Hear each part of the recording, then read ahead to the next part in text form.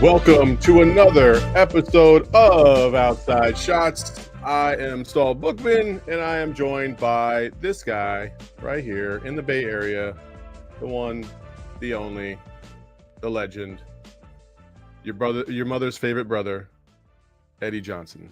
Happy Valentine's Day, Eddie. How are we today? You didn't send me any flowers?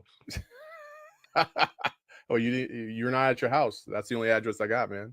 That's okay. You could have still sent the flowers. They last a long time. I mean, your wife has them right now. So, hey, happy Valentine's Day.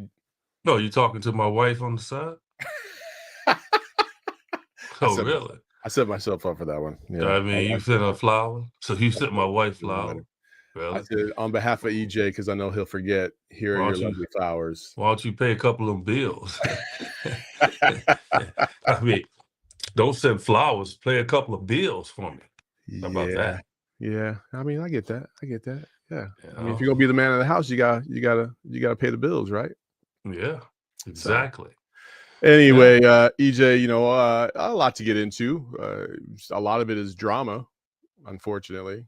Just a lot of speculation, and the rumor mill is already off and flying after last week's trade deadline. But before we get to that point,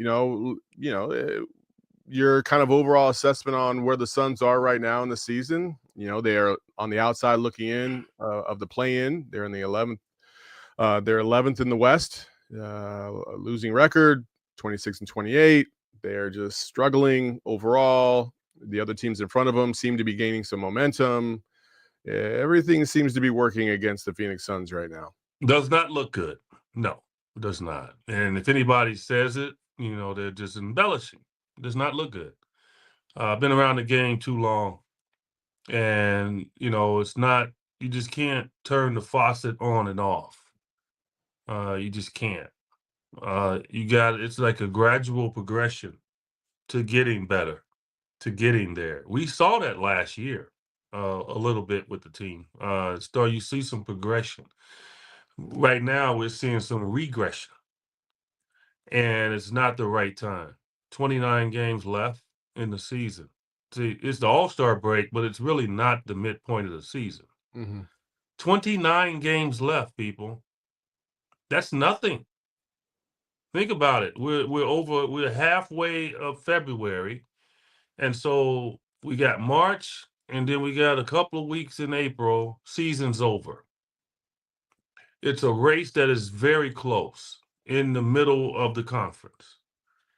And to get the 6th seed, Suns, I think, they're like 4 games back, something like that, 4.5, or whatever it is. The 6th seed is probably all but gone. Yeah, so I don't think it's all but gone. I mean, is this team capable of winning 10 in a row if they play to the capability? Yes, they are. Yes, they are. But a streak is going to get them back in the play of that 6th seed. It has to be a winning streak. If they don't win in this 29 games, 7, 8 games in a row, what have you, then you're right. It's definitely play-in. And that is not a given right now based on all the teams that's competing for that. So, yeah, it's the hole you dig early in the year, Saul, the inconsistencies, always come back to haunt you at the end. Because then you find yourself saying, oh, we got to win this game. Oh, we got to do this. We got to do that. Right? Like Oklahoma City, Memphis, Houston, they don't have to do that stuff. No. Like, they don't. Houston lost, 5 in a row? But they still right there. Because they earned it. They had house money. That's the key. And right now, it doesn't look good, but we have the ability to be good. See, that's the difference. Doesn't look good, but we have the ability to be good. Can we do it? Can we take care of the ball? The same old haunts came back again in the Houston game. Same thing. Uh, it's the fault of the two players. I want people to understand this, like, because it's unfair to say, because I think Tyus Jones had 6 turnovers, right? I think KD had 7. So 13 turnovers between those two guys, the guys that handle the ball the most. And I think we had 18 turnovers total. Gave up like 25 plus points. So the fault is between the passer and the receiver. The passer and the receiver, not just the passer. Because the miscommunication makes a pass look awkward, right? Not getting open, holding off the defender so he can't shoot the gap and steal the ball. Like giving him a target with your hand. This is where I want you to throw it, right here. I don't want you to throw it up there. I don't want you to throw it down here. Here, right here. Right here, man. I got him right here. Like those minor things. It's killing us. I mean, it's killing us, man. 7 turnovers in the fourth quarter. In a game that it was ours. Yeah. They got their butt handed to them yesterday. The Rockets. They're struggling. Like it's those things, man. Like when I call the game, it drives me nuts because I wasn't a great athlete. So I depended on all my extra effort and nuances of getting open and holding off a defender to receive the ball because I wanted the ball. Like I couldn't get a ball thrown up to the sky to go get it. So that was gone, right? So I had to get it down low, middle, like here, like hold them off, give the passer trust. Oh, okay. Yeah, Eddie's right here. I'm gonna throw it right there. And I'll catch it. All of those things, man, is lack of effort. That's effort to make sure that you get the ball from guy to guy. And that cost us the last 2 games. Even against Memphis, you walked them down, had them on the ropes, They lost the next game. So just think about this now. We had Memphis, we walked them back down, we were on a roll to get them, and couldn't complete it because of turnovers. Okay? Then Houston, same thing. And those very same 2 teams, they lost their next game because the team that beat them didn't do those things. So sooner or later, you got to look in the mirror and say, this is what we're not doing correctly. And it's a simple fix, but it's a complicated fix because it requires effort, smarts, and then don't throw the damn ball if you don't think he can catch it. Just don't throw it. Just don't throw it and hope he catches it. So it's, flustering, man. I mean, it's got to get better. Oh, man. The definition of insanity is doing the same thing over and over again and expecting a different result. And that's where I feel like the Suns have driven us to insanity because we keep hoping, we keep hoping that they're going to turn this corner. They're going to put it all together. They're going to figure this out. They got the most expensive roster in the league. They got the second most expensive roster in all of professional sports in North America, and they just can't get out of their own way. And it is so damn frustrating to watch this team and have this feeling.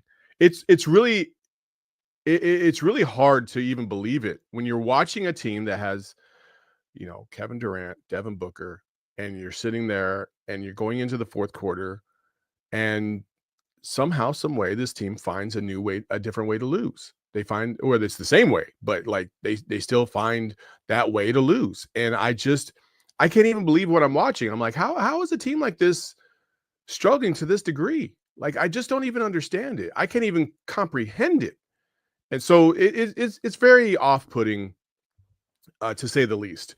And obviously with that is going to come a lot of controversy, a lot of rumors, a lot of speculation about where the future of the Phoenix Suns is actually going to go. There's a couple things I do want to say right off the bat. We've addressed this before, but I want to say it again. One, I don't I don't place a lot of this blame. All right, listen, the intention of Matt Ishbia and company to try and better this roster by getting superstars, high salaries, I'm not going to blame them for that. I'm not. Now, could they been a little bit more calculated in terms of their moves and the type of player they were trying to bring in?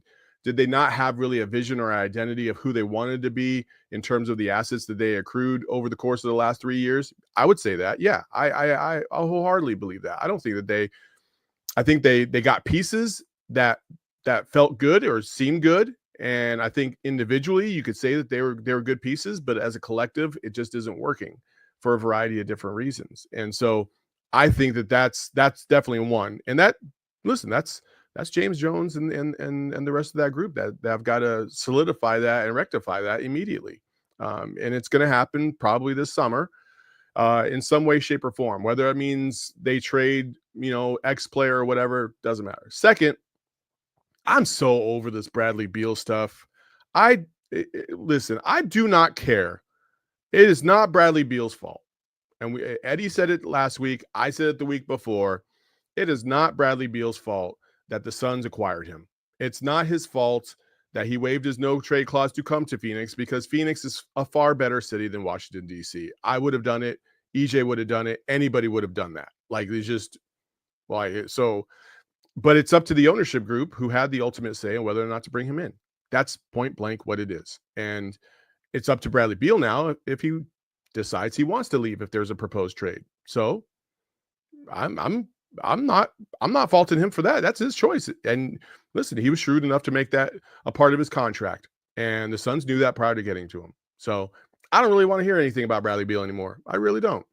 And then the last thing, I'm really over this Kevin Durant stuff right now in terms of the rumors and stuff like that. I don't really care. We're going to talk about in today's episode, and then we're going to move on from it. But like, I'm so tired of it, because they do have about 30 games left to go. 28. And Kevin Durant is part of this team. And one of the things that I love about Kevin Durant is that he is all about hoop. He's all about hoop. He's all about ball. Like, he loves playing basketball. He genuinely loves the game of basketball. And if you don't really believe that, like, this is a random off night in the league. There's nothing going on. And where is he at last night? Shane, the picture. Shane, is this thing on? There it is. He's there at the G League game last night. There was like 500 people there in that arena last night, and KD's one of them, sitting there watching the G League Suns play. You know why? Because he has a thirst for basketball. He loves basketball inside and out. And that's what I love about Kevin Durant. And so, we'll spend some time talking about KD today and where the future of the Suns is with or without him. But I just wanted to make sure that was out there and that was known. EJ, when we talk about Kevin Durant, let's start about just his overall meaning to the Suns. Yeah, well, look, you're head on. He loves the game of basketball. It's pretty obvious. He's a basketball savant. I mean, you want to measure love of the game, you see it with him. Yeah. You just truly do. But he will admit that it's no perfection there. Like, he has his faults, as we all do. If it's nothing wrong with you, it's something wrong with you. Basketball's an imperfect sport. Like, you can't master everything. And from game to game, it can look like you can't play. The key with it is just to make sure most nights you look like you can play. And he's as consistent as it's been in the history of this game in trying to play the game of basketball the right way. And I've always said, with great scores need bodyguards on the court. So if we want to talk about what maybe the Suns can do in the future, if this team, stays the same, and odds are it will next year with those three, because Bradley Beal does have a no trade. And so, what has to happen is those three guys, we got to get bodyguards for them, man. Like, people, I don't know if they hear me. You understand what I'm saying? But every great player has had that crazed, physical, aggressive player next to them. Now, just think about the teams that have won championships. Okay. Let's just go back. Let's just start back. Lakers, Celtics, Magic, Bird. Let's start there. Okay. Now, let's think about this. All right. On those Laker teams, Mm-hmm. right? Yeah, Kurt Rambis. Mm-hmm. Physical. Like the guy that, wasn't going to score 20 a game, wasn't going to do any of that, but he did all dirty work. Dived on the floor, did all of that. Who's the other one? Michael Cooper. Like, defended the top guy, very aggressive, combustible, in your face. Was Like he that. combustible? Really? Oh, Michael Cooper? Heck Was yeah. he really? Oh, Oh, I didn't yes, he realize that. was. He was very, very talk junk in your face. He wasn't throwing people around, but he was physical at his size and what he did and how he played. Sure. You knew it was an issue, right? Okay. Then you had your three thoroughbreds. You had Kareem, Magic, and James Worthy, right? Yeah. And then Byron Scott. So you had those guys that were doing that kind of work, right? Let's look over the other side with the Boston Celtics. You had Larry Bird, right? But who did you have that was like a dog? You had Dennis Johnson, Yeah. Hall of Famer, like get into your grill, like just defend, right? You had ML Carr on that team. ML Carr. That's the one that I keep thinking about. ML Carr and ML Cedric Carr, Maxwell. get Yeah. out there, beat you up, knock you around, Yeah. right? Like you had guys like that. That's ML what they Carr did. was Pat Beverly before Pat Beverly. Yeah, yeah, exactly. Right? So every team had that kind of guy. The 76ers around that time had Bobby Jones. Like, yeah, they had Daryl Dawkins. Like, they had guys that would just physically hurt you to protect Dr. J and Maurice Cheeks and guys that was Andrew Toney that was scoring their points. I know I'm dating myself here, but if you understand the history of the game, you get where I'm going. We can go to Golden State now. All right? Golden State. Who they had? Yeah. Okay. They had Draymond. Okay. They had Bogut. Like, they had David West at one point when they won their title early. They had guys that were intimidating physically that just offered you something, right? Yeah. San Antonio, right? They weren't more. They were probably an antidote. They didn't have that kind of guy that got into you, or did they? Bruce Bowen.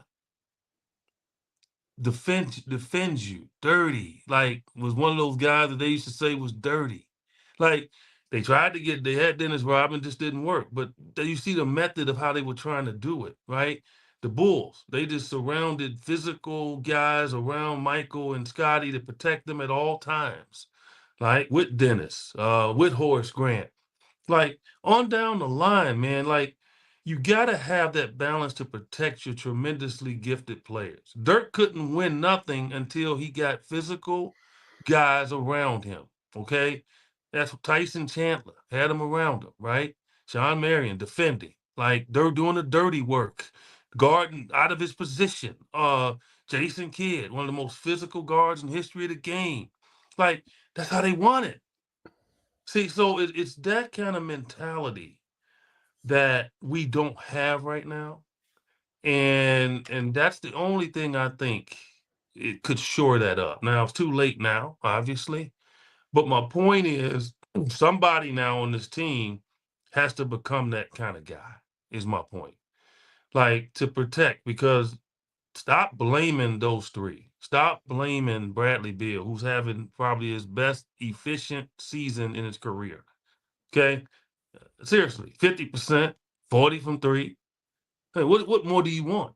Yeah. See, you know what, Saul? If he wasn't doing that, then they would blame that. Why do we even have him? He can't even score. He can't Yeah. even do this. And they tried to do it early in the year when he kind of struggled because he was battling something.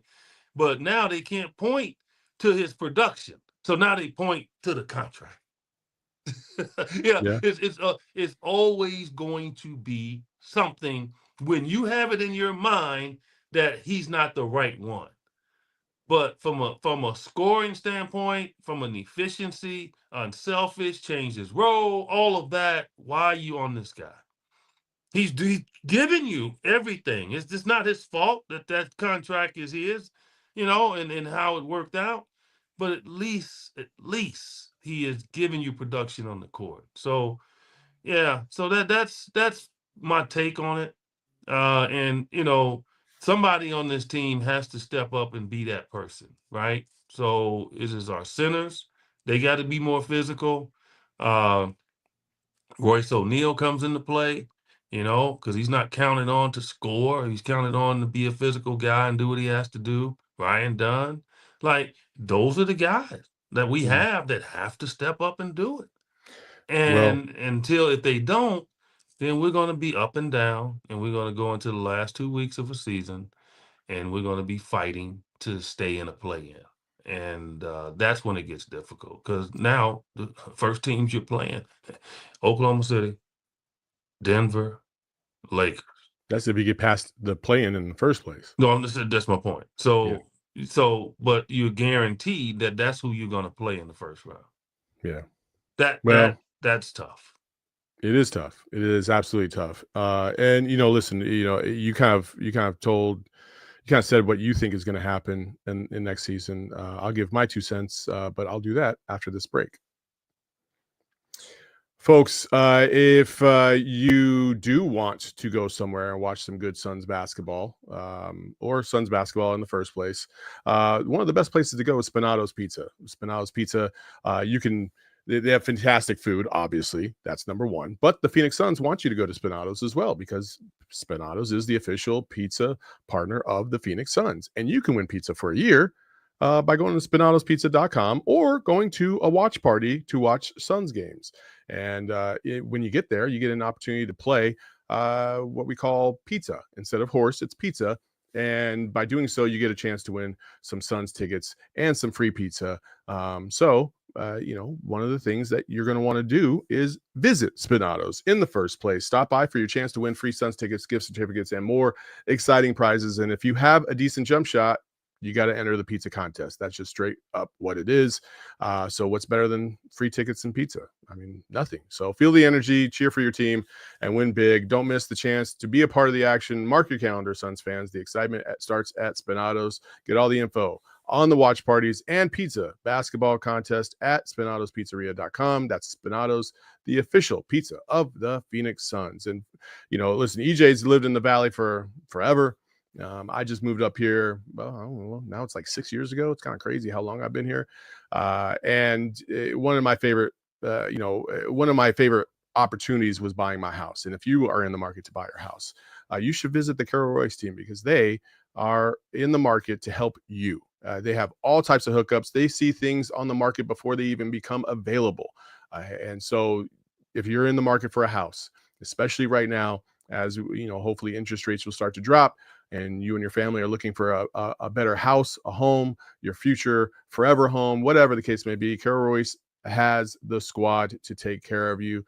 Choosing the right agent is a big decision, and too often you're left with doubts of whether you made the right choice or not. While many agents make big promises, Carol Royce gives written guarantees. That's right, written guarantees. You can rest easy knowing you're not just making the right choice, you're making a guaranteed one. Love your home, or Carol will buy it back. I mean, I don't know how many real estate agents really do that. So that's pretty dope. If you're considering buying a home in 2025, the name to trust is Carol Royce, your home sold guaranteed realty. Move up to one of the listings, and they'll buy your home for cash. Have questions, call today or visit Carol online at carolroyceteam.com. That's carolroyceteam.com. All right. So as I mentioned before, the Suns have one of the most expensive payrolls in basketball. And not even just basketball, just in general, in terms of sports. They're loaded. $400 something million is a lot of money to be, shelling out for a team that's 2 games below 500, struggling to potentially make the playoffs and trying to find their footing on the season when we're already, 52 games in. That's 54 games in. That's just not acceptable. Kevin Durant has already been rumored to be on the way out in the offseason in terms of trade. And he was obviously rumored a couple times to be in trade talks. And this is what I don't understand. Like, I know there's a lot of people out there that are like, oh, the Suns stabbed KD in the back and blah, blah, blah. First of all, you don't know that. Like, you don't know that the Suns were shopping KD. What I believe happened is that teams came to the Suns to ask about KD. Straight up. That's exactly what went down. And so you just move on. Does it matter? Like, the Suns are a 500 team.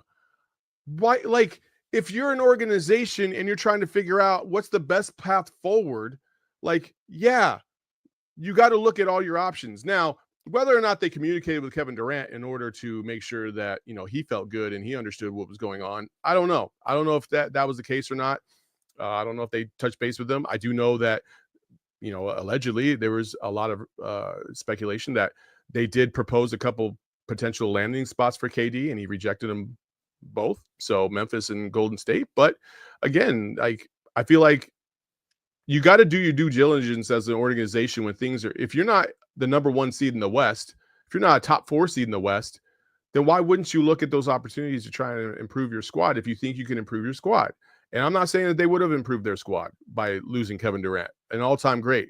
I don't want to see Kevin Durant leave. I love Kevin Durant. I think Kevin Durant is obviously one of the GOATs.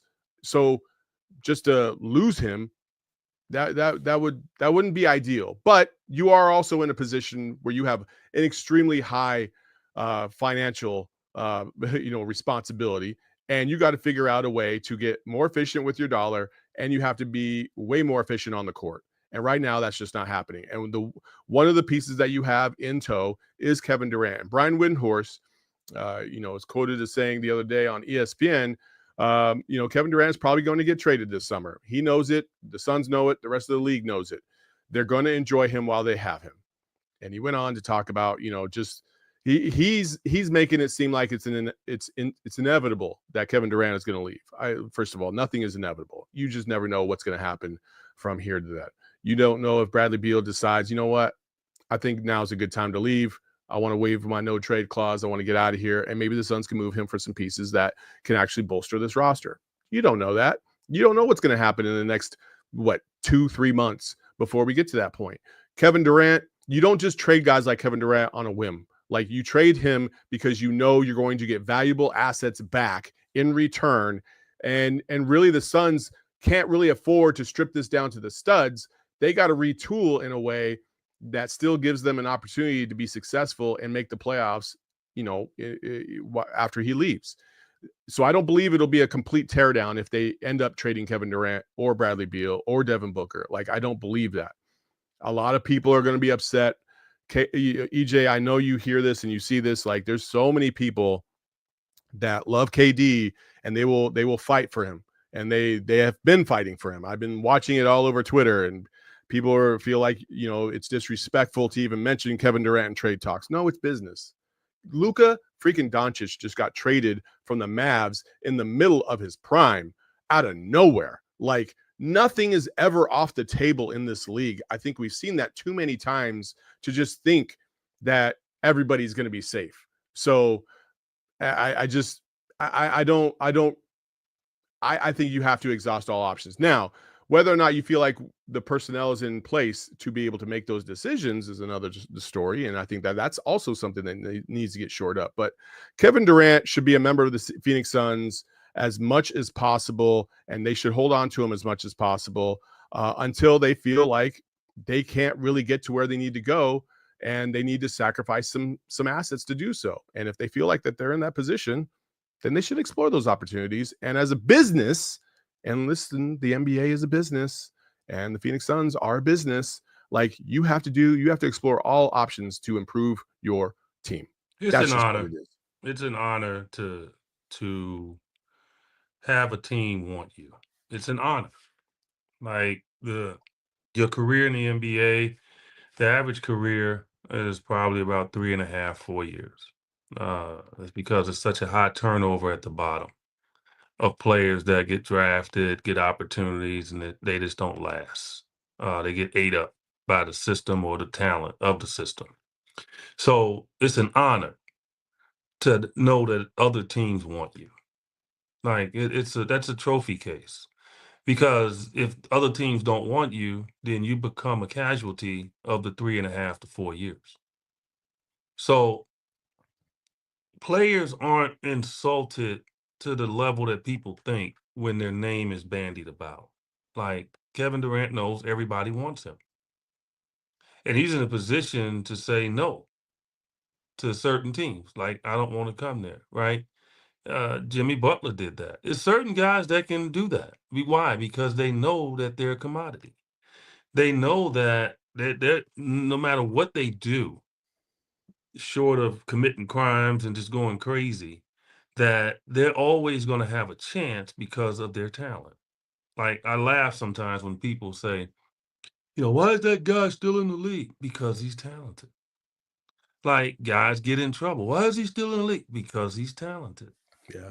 And you know what? It's not many basketball players out there. That's why NBA sports in general, professionals, guys that are good, they make a ton of money because there's not many people out there that can fit the job description of what these guys are.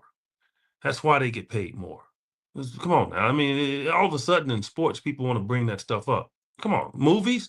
Yeah, Denzel, he gonna get top dollar because he Denzel. It's just the way it is. Tom Brady's got one of the biggest TV contracts ever. Okay, and Tom Brady's really not that good right now, but I think he will be. But he's getting a ton of money. Why? Because he's Tom Brady. That's why. And so it's just the way it is. So Kevin Durant, yes, he's a commodity. Teams are going to want him. He hasn't slowed down, especially with his scoring. And so they're going to want him. And Kevin Durant, trust me, quietly feels good about that people want him. Like, who wouldn't want that? So, like, I don't want to too much just harp on what the Suns are going to do next year. I'm more focused right now still on what they're going to do this year. A couple of years ago, Miami was in the play-in and they made the finals. So I know it's doable because we saw Miami do it. We saw them do it. Years ago, we saw the Houston Rockets win a title and they were 7th seed. We've seen it before. Look, Saul, let me finish. Let me finish. Okay, because you don't know. See, that's the no, Saul, you don't know. That's the beauty of it. You don't know. Like, we have seen crazy things happen in sports. I am not prognosticating that's what's going to happen. What I'm telling you as a player, if I'm in a Suns uniform, I'm feeling that way that it can happen. And so that's what they're thinking. That's what you think as an athlete. You don't think about the worst thing. If you think about the worst thing, then the worst thing is going to happen. That's why those guys are where they are right now. Because if they listen to everybody say, oh, you know what? It's millions upon millions of players that want to make the NBA. Odds are you're not going to make it. And I would say that to any player. Odds are you're not going to make it for whatever reason. Your talent, you get injured, whatever. You're not going to make it. So you should have something on the side to fall back on, right? So I'm going to always say anything is possible. As Kevin Garnett said, anything is possible because we've seen it.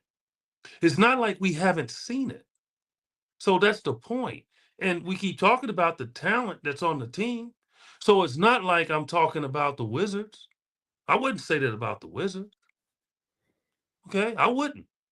But everybody keeps saying the talent that we have, why aren't we winning? The talent that we have is a disappointment, right? So because of that, if somehow, some way, perfect storm, it turns around, then we're not going to say, oh, they made it because they were lucky. What we're going to say is they made it because we finally started playing the right way because we're a talented team and we should have been there anyway. That's the difference. That's the point I'm making here. So I wouldn't say that about anybody. So we can't have it both ways. We can't say get on them because they're struggling and say, oh, like you said earlier. What'd you say? All the talent that we have. We got KD, we got Devin Booker, we got Bradley Beal. We should not be going through this. You're right. So the reason you're saying that is because we shouldn't be going through it So now, if I tell you somehow, some way, miraculously, it turns around, that they do have a possibility of shocking somebody because of the talent now is starting to step up. That's it. And we saw, like I said, Miami do it a couple years ago. Guys started playing out of their mind.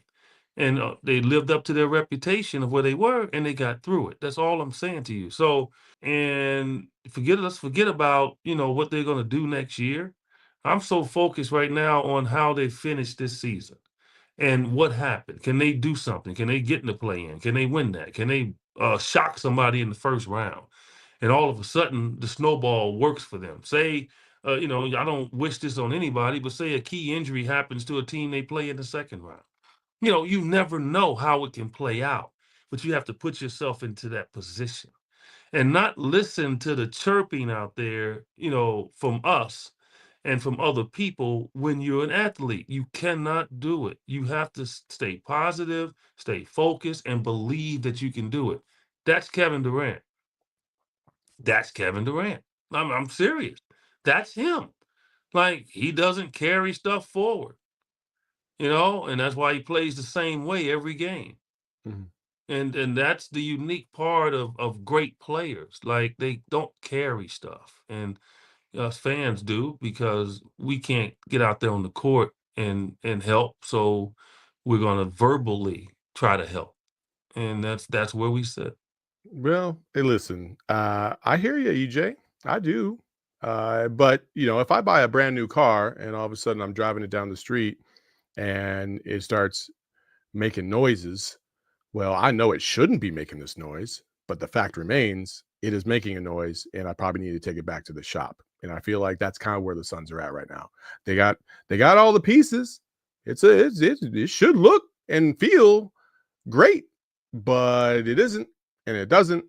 Okay. So you have Can to I address it. expound? Can I expound on your analogy? Wait, You're right. You're right. You know it needs to get fixed, but it's not a limit. you don't know that. So no, it's not. Well, no, it has to come back there 3 times. So it's not a limit. So no, it's not a limit. Well, it depends on how long you think the 3 times are. So it's not a limit. So you're gonna take it back to the shop, and instead of them give them the new car, what they're gonna do is, like, Try to a fix it. la a trade comes in, get a new player. What they're gonna do is fix it. And that's all I keep talking about. They have the talent. The car's still good. You just got to fix it. New part, little part you need, something like that. A new part, meaning not new player, meaning new attitude, like meaning new effort, like meaning play smart, like add some smarts to it. Computers right now I love your car analogy, so I will continue to expound on it. Okay. Okay. Most cars have computers. Okay, so what you do is you got to put a new chip in there. You got to put some new software in there, so the guy can know, you know what, ball on the floor, I dive instead of standing and trying to bend over and pick it up.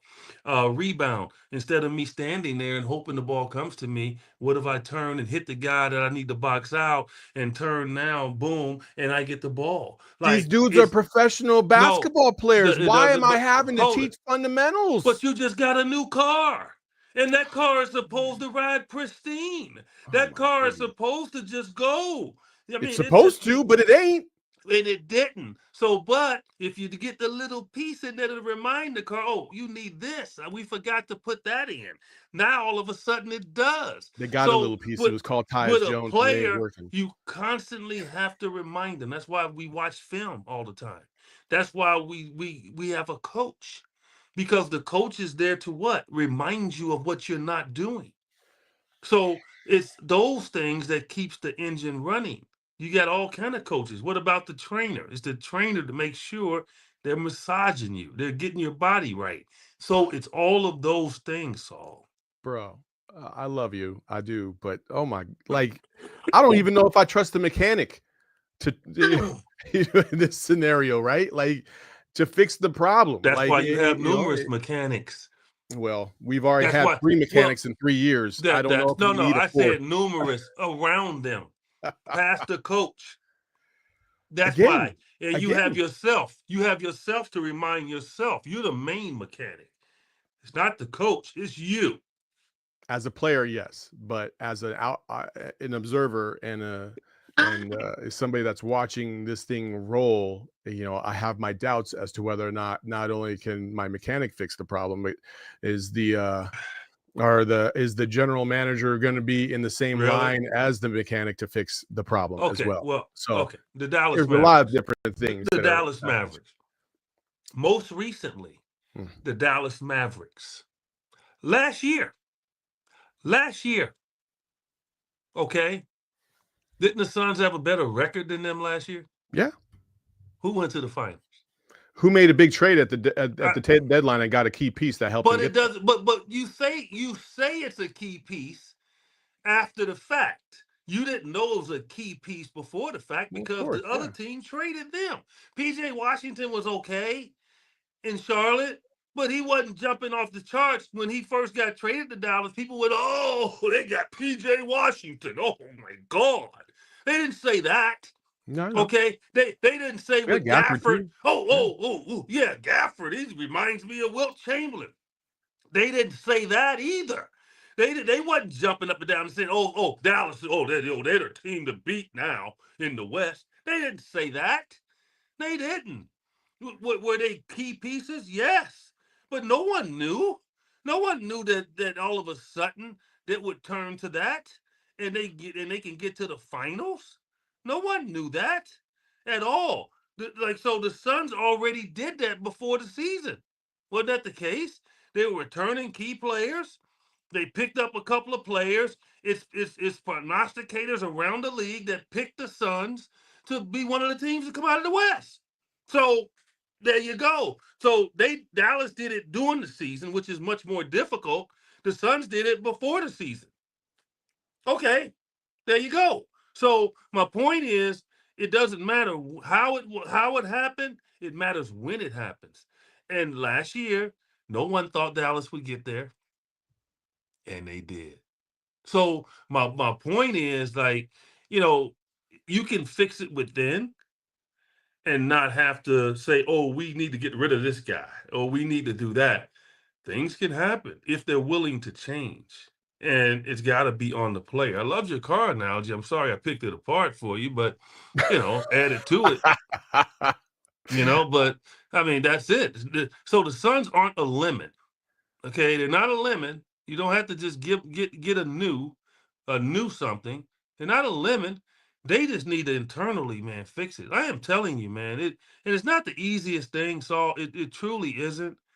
But I've seen enough to know that they cannot get away from turning the ball over. I've never seen this before. Hmm. I have not. Like, Well, they are losing games because they're turning over at the wrong time. You go up 13 on Houston. I'm telling you, they should have blown them out. I mean, like, it was a blowout in the making, just like Houston got blown out the next night. Last night. That's what should have happened. We let them back in. you let them Up off the hook. 13, and boom, just like that. 4 turnovers in a row that led to layups. A steal layup. A long rebound, got it, kicked it into the corner to Eason. He shoots a 3. A rebound, threw it to Eason. The shot clock running down. He turns and throws the ball at the rim, goes in. Like, that stuff. But it would have never happened if they had gotten the rebound. It would have never happened if they didn't turn it over. Think about it. And we have seen it constantly. Memphis, the game before, turnover, rebound, put back. Like, it's the same thing. And it didn't happen the first 9 games. They were 8-1. And they kept it close enough for KD to be KD. And that is the issue. I keep telling people, you keep looking at everything else. Bradley Beal. No. They are their own worst enemy right now. It's I don't, their own I don't worst think anybody enemy. disputes that. I don't think anybody disputes that they're their Okay, own but worst no, enemy. I know, but my point is, but talk trades. We need to trade this week. No. I'm telling you, that is their issue. That's their issue. We got a good rebounder now. Nick Bobo's playing better. Just think about that. We got guys playing better individually, but we're still doing what?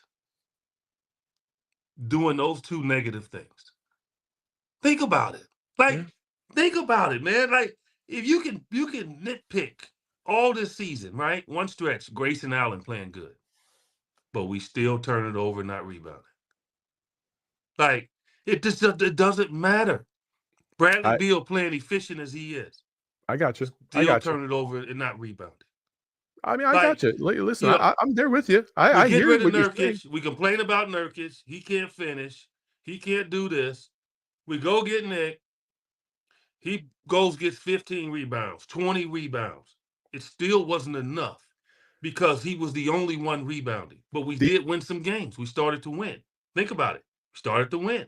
In the words of John Tapper from Bar Rescue, I I don't know don't who he is. believe in problems. I believe in solutions. I don't know Okay. who he is. Oh, well, I just told you who he is. So I don't know. that's fine. That's fine. I have a rebuttal to you, but I will do that first after this break. All right. After EJ's vent sesh, I feel like I need my own sesh right now, and I probably need to go. Your own what? To truly. Your own what? I said what after did you say? Sesh, I probably need my own sesh right now because you better say that a little bit clearer next time.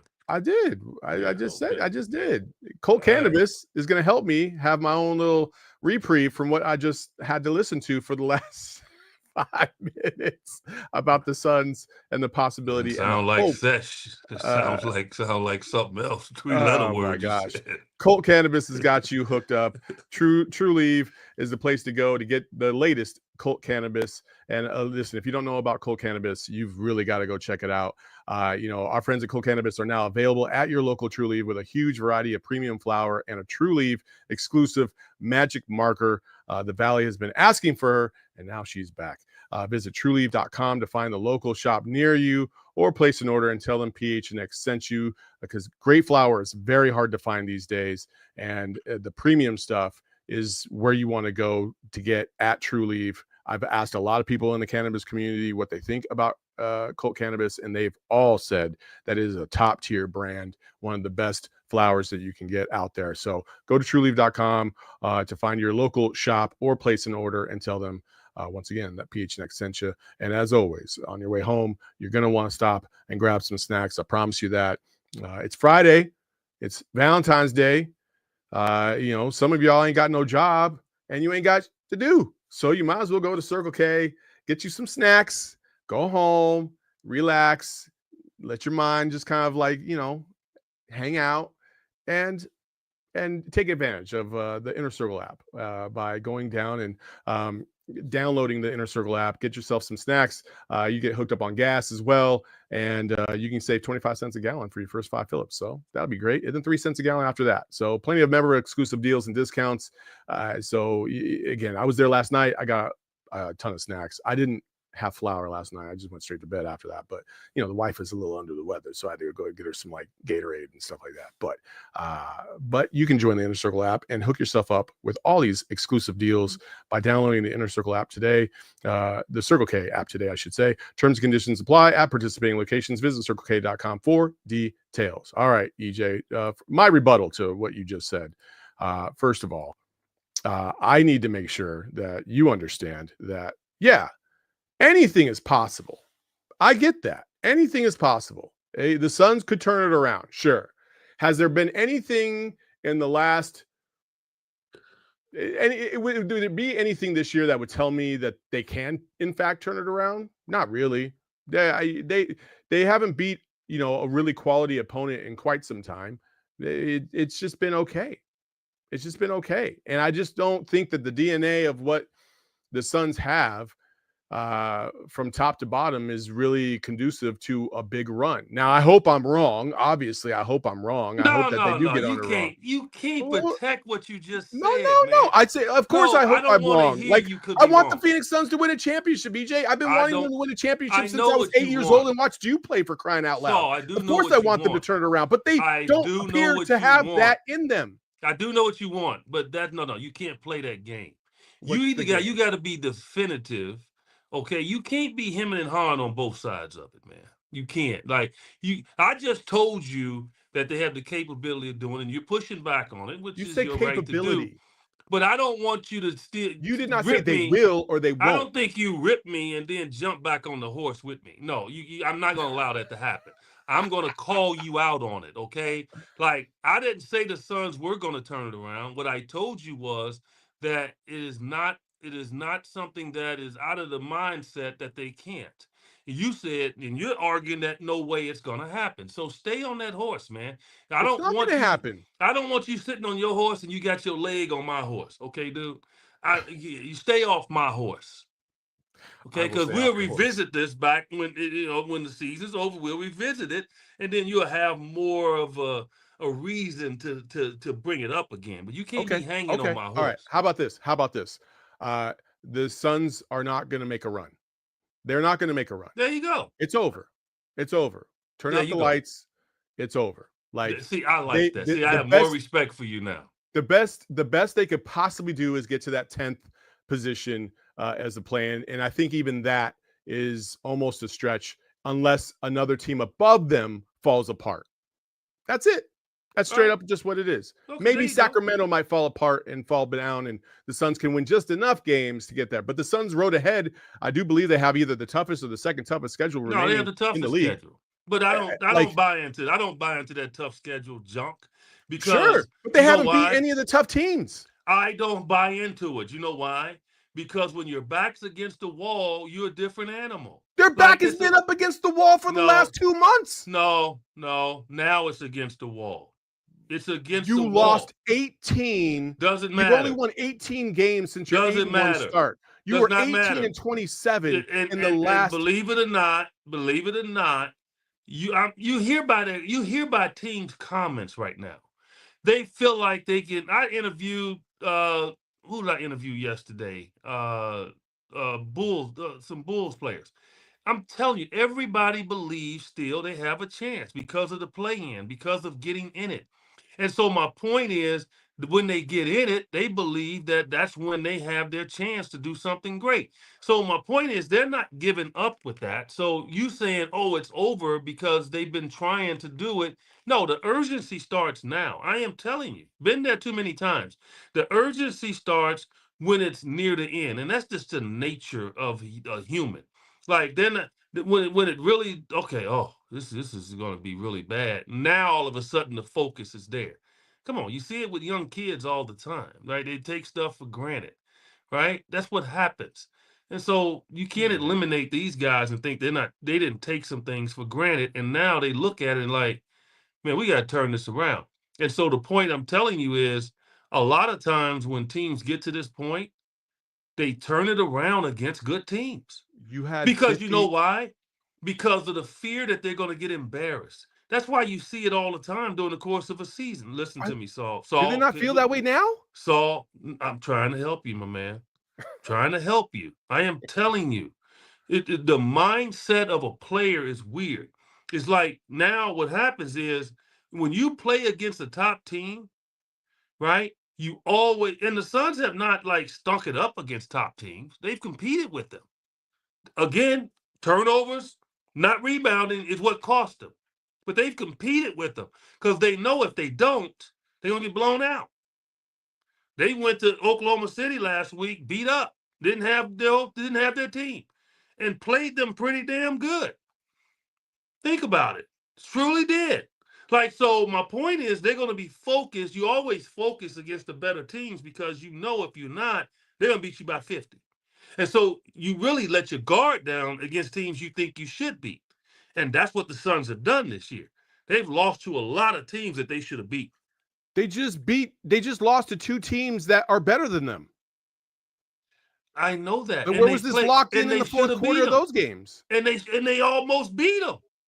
But What they you mean? didn't. You know how many times I played against good teams in high school and college, and we walked away and we're like, man, we should have beat them. But guess what? We didn't, because we weren't good enough. Saul, you don't hear what I'm saying, man. I do hear what you're You know saying, you man. struggling It with just it. You don't make struggling any with sense it. to me, though. I'm saying that they came back on Memphis, got a big lead. They came back on them.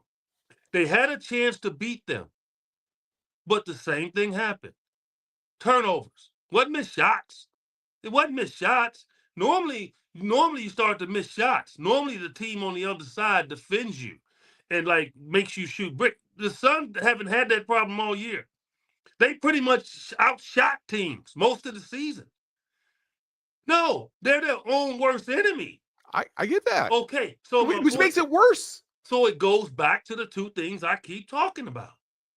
What do I keep talking about? They're their own worst enemy. So if they don't clear that up, yes, it's going to be an issue. But what I'm saying is that they will play teams tougher down the stretch here because they know it's over. They know it could be over. And so they will play tougher. Trust me, they will. They'll play a little bit beat up. It's going to be all of that because of the desperation of the moment. That's all I'm saying to you. So it's a different animal. So I'm happy they're playing a tough schedule, is what I'm saying to you. Because now they're going to go into every game. They're not going to take anybody for granted. Well, And when you don't take people for granted, you're more prepared. And so that's what happens a lot in the professional leagues. That's why you'll see teams always play at a better level. You're like, dang, what? They just lost to a bad team the other night, but they're playing this team good. That's just the crazy mentality of it all. But the great teams like Boston, like Oklahoma City right now, this year, they don't take anybody for granted. Like the Suns a few years ago didn't take anybody for granted. Like that's how it should be. So I'm not making like it's a great thing that they're doing this. I'm just saying that strength of schedule jump, I throw that out the window. It doesn't. Last year, people were talking about strength of schedule, and the strength of schedule it got 8 up last year. 8 up. The teams that had the hardest schedules at the end were the teams that were winning. It does not matter. It doesn't. It doesn't matter down the stretch. It's like that's why I believe that if they put their mind to it, that they can turn it around. Listen, turn it around meaning start winning consistently. I didn't say win a title. I didn't say all of that. I said start winning consistently. I think they can get into a streak where they can win 6, 7, 8 in a row and can put themselves back in the rhythm. They did it last year. They did it last year. Last year, and we thought they were dead. Last year ain't this year. The same team, though. Pretty much same team. If it was a totally different team, you have a point. Totally different team, you have a point. I wouldn't say it. Okay. But they can remember what they did to be able to get back, and it's the same pretty much core of guys. It's funny that you say that because I think I sent you this video yesterday where it was like they can't take away what we were. Flip on on above the rib, right? Like that's where I feel like we're going with this. And listen, I get what you're saying. I do. However, like I remember in high school, I thought I had it. Yeah, I thought I had it, right? And I asked like probably the hottest girl in school out, and I got laughed at because you know what? I didn't have it. I didn't have it at that time. Like that's where I feel like the Suns are. They think they have it, but they don't, and they haven't proved it. They haven't done it yet. But they're capable of Saul. Yeah, capable. Saul, You talk about their backs are up against the wall, and they haven't. Like, why couldn't you feel like your back was up against the wall 15, 20 games ago? I could have thought I had the girl, but maybe when I tried to talk to her, maybe I had some meat between my teeth or something, and she was like, ugh. But then when I saw it the next day, I didn't have all the things you could have possibly said. I didn't have it. That? Well, you can do crazy stuff. I mean, it happens. It's life, dude. Okay. So then the next day, I put that smile on her. Look, I put that smile on her, and she's like, "Oh my God." For those of you who are streaming on our on our streaming platforms, make sure you go over to gophnx.com to catch the rest of this. Go ahead, EJ. Yeah. So oh my God. Okay. Now she doesn't see the negative, and she like sees through everything. So, oh my man. Oh jeez. Yeah. That's so see, so that's why you lost out. So she looked at you and you looked the same the next day. See, that's the difference. See, so it could have played that way. And that's what the Suns are. They got a blemish. They got a blemish that is really ugly. They don't take care of the ball, they don't rebound. Now keep saying it till I'm blue in the face. And then all of a sudden, if they start rebounding and take care of the ball, they're gonna win. We've seen it. We saw it early in the year. Took care of the ball, was not turning it over. They went 8-1. Okay. This last stretch a couple of weeks ago, they stopped turning the ball over. Nick came over, boom, rebounding the ball. They went like they won like 8 out of 10, right? So the blemish is there. We know it's there. They keep allowing it to come back, but if they keep it away, they're gonna have a chance to win any game they step on the floor to play. That's the difference. But if you're not good looking and you couldn't get the girl the first on Monday, why do you think you're gonna go back and you still fresh like you thought you were? You think you're gonna be lucky the next time? Listen, You man, I gotta know I'm you gotta fresh have a now. Like, blemish. come on There now. was a reason. It could have been a reason. It could have been you walking up to her and saying, like like on Groundhog Day, right? With Bill Murray. Like it took him about 8 times before he finally got the girl. So, Think about it. If anybody watched that movie, it's really like a message. It took him 8 times before he finally got it. He kept messing up, but he knew he had the next day to try it again. And he finally got the right things right. And she looked at him like, take me. Like, I'm yours. See, so you didn't have the opportunity at Groundhog Day. oh my See, you just goodness. came back looking the same. So the Slide, girl was like, no. I slide. told you no. Okay. So, No, I don't care if you go get plastic surgery. I don't care. No, I don't no. You have first no of chance. all, EJ, first of all, I don't think I would be declined now. Second, Slide 2.0 has it perfectly in the chat. He says, back then they didn't want me. Now I'm hot. They all on me. But they To don't quote Mike want you. They Jones, don't want you. They want what's in your pocket. They don't want 281 you. 330 Hey, let me tell you something. 8004. You gotta meet them when you're broke. See, when you meet them when you're broke and you ain't got nothing, that's when you know they looking at you like, oh my land. Oh So, God, I need him. in short, EJ says that the Suns need to remove the meat from their teeth and they're going to be just fine. Exactly. And before we wrap the show up, I do want to actually, on a serious note, somewhat, listen, there's a lot of legends in the game on the court, and that's great. But one of the legends of the game is hanging it up on the broadcast side. A longtime coach, longtime broadcaster in the NBA, and Hubie Brown, just a tremendous individual. Growing up, listening to Hubie on the call, you learn so much about the game. You learn so much about just the history and the nuance of so many different things. And EJ, I know you've run into Hubie, dozens of times. I just, I would love for you to kind of put into your own words, like what Hubie meant to the game of basketball and why he should be revered, obviously for generations to come. Pioneer, man. He was an amazing beginner of how you should do stuff. Mhm. I probably could have said that better, but I think people get the idea. Like, as a coach, he never allowed his players to sit down during timeouts. He took them out on the floor. And people were looking at that and they were saying, why is he doing that? Like, that's the time to rest. Hubie's mentality was, if you're tired, then I'll take you out of the game and you can just sit on the bench. You shouldn't be tired. Why are you tired? Like, if you are, I'll take you out. Get your rest, then I'll put you back in. But right now, the game's still going on. And that was his mentality. And I think the first team he did that with was with the, I think maybe the Hawks, but I know he did it with the Knicks. Like, they had to stand up during timeouts. I saw that as a player. And if you watch video of me in my career, like, I would stand during most timeout because I didn't want to give in to fatigue. And I really took that from him.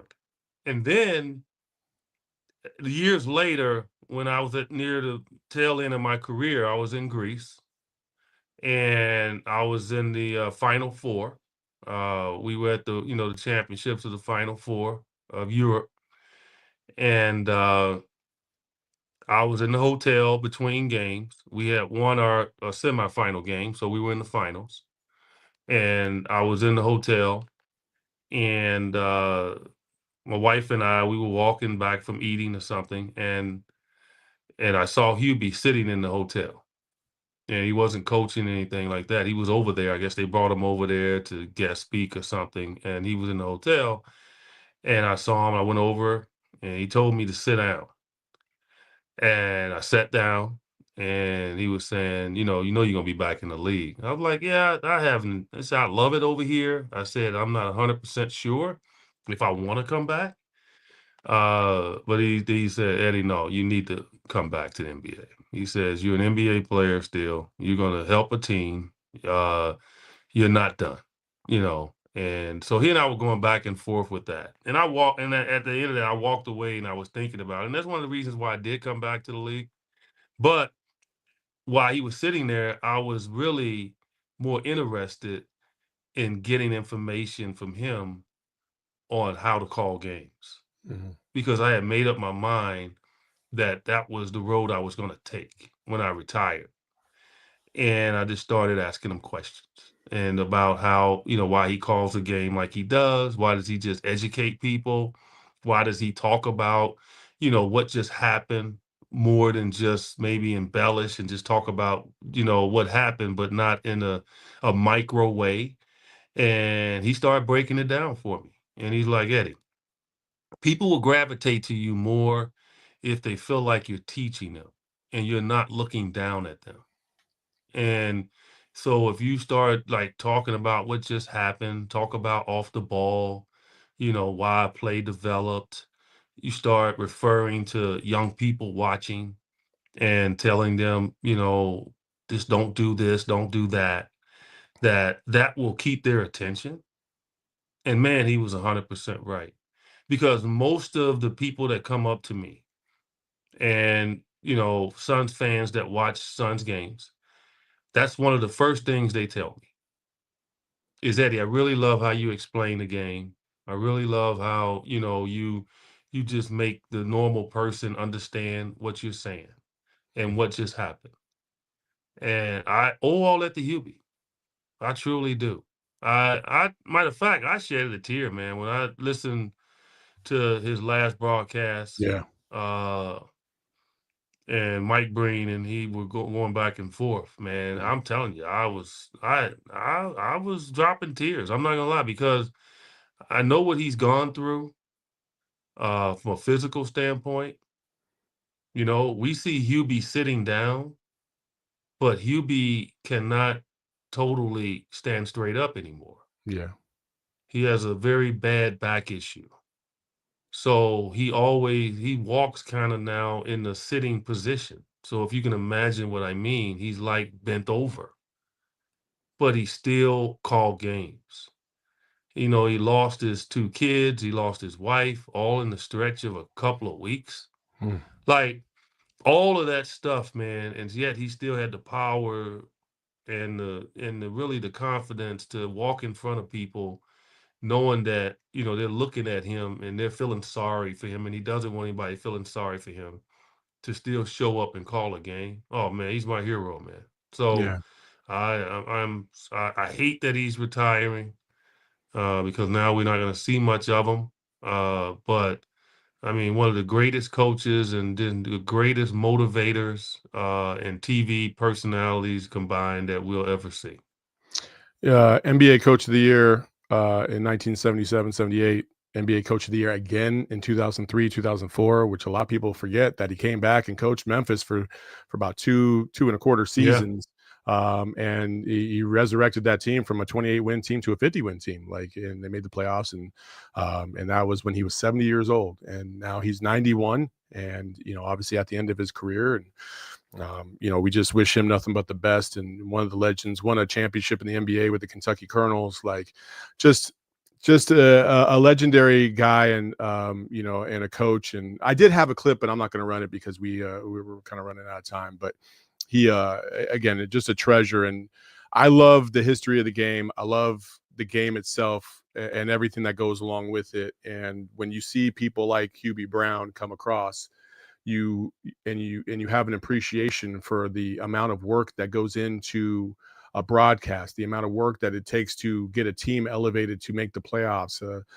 You just really appreciate individuals like that. So shout out to Hubie Brown. Nothing but the best. We wish him nothing but good health and happiness for the rest of his time here on Earth. So with that, EJ, have fun during All-Star. Oh, you know where I'm going. I'm off to the motherland, baby. I know, but you got a couple days before you got to do that.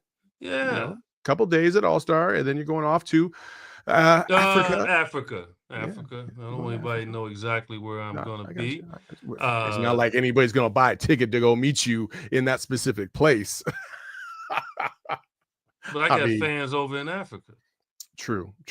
So, but I'm going to have a great time. I'm going to safari in a closed vehicle. I am not, no way. I'm not no open air vehicle. I mean, it's just some sick people. There's some sick people that do that. I mean, those people are just straight up sick. I mean, you got lions and cheetahs jumping into the thing and they rubbing on them. These things got flies on them. Probably been just.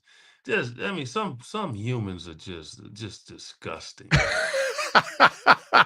And with that, we appreciate you all for joining us under the Outside Shots. Make sure you hit that like button on the way out, and make sure you subscribe to the Outside Shots podcast. It is its own independent feed now, so go to your favorite podcast platform. If I get lost in the jungle, I'll just be Tarzan.